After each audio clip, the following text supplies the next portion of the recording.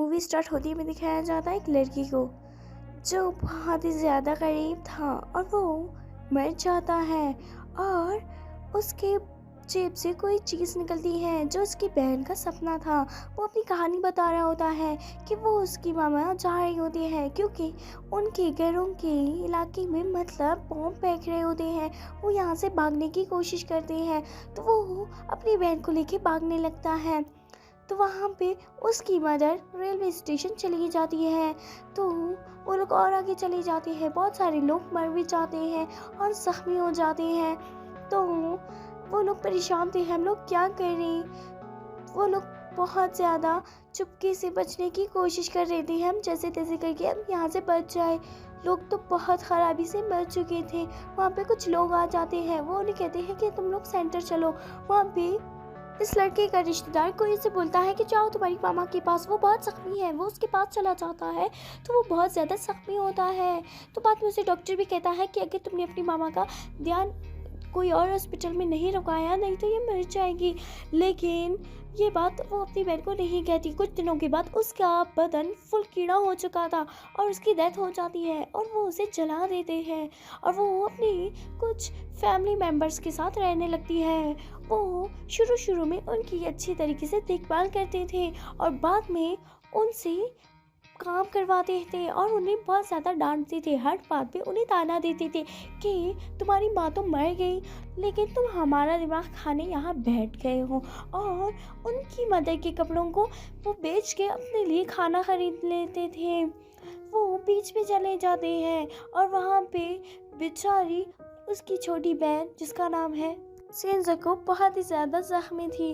वो अपनी मामा की साड़ियाँ बेचने नहीं छोड़ती लेकिन उसकी रिश्तेदार उसकी बात नहीं मानते और वो साड़ियाँ बेच देते हैं और उसे कहती है तुम किसी और के घर चले जाओ जो तुम्हारी फैमिली मेम्बर है, हमारे घर से निकलो। वो पहले चले ही जाते हैं, फिर बाद में फिर से उनके घर चली जाती हैं और वहाँ पे सुजुको का कैंडी भी ख़त्म हो जाता है। वो पानी में मिला के पीते हैं और उन्हें घर नहीं होता।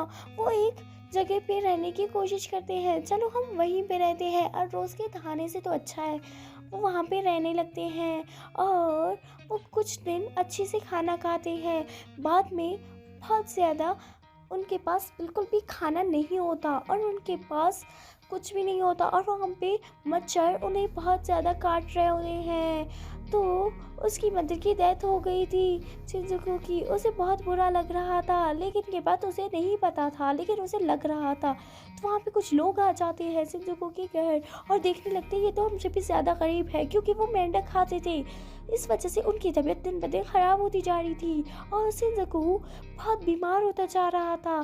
शिजुको का भाई हर रोज़ चोरी करता था अपनी बहन के लिए। एक दिन वो पकड़ा जाता है और लेकिन पुलिसमैन उसे छोड़ देता है और जब जंग के दरमियान में वो हमेशा चोरी करने चला जाता है कि मैं अपनी बहन के लिए कुछ ना कुछ खरीदूँ, वो ठीक हो जाए।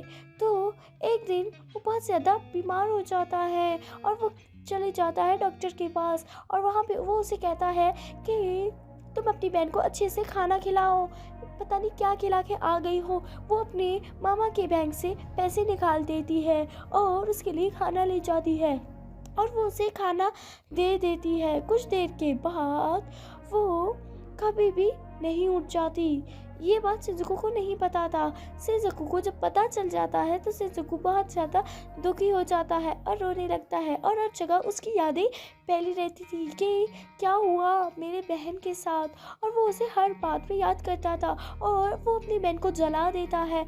इसके बाद वो बहुत दुखी था। फिर उसे इसी की कहानी दी एंड हो जाती है कि ऐसा हुआ इनके साथ। तो अगर आपको वीडियो अच्छी लगी हो लाइक करें, कमेंट करें, शेयर करें एंड सब्सक्राइब करना ना भूलें।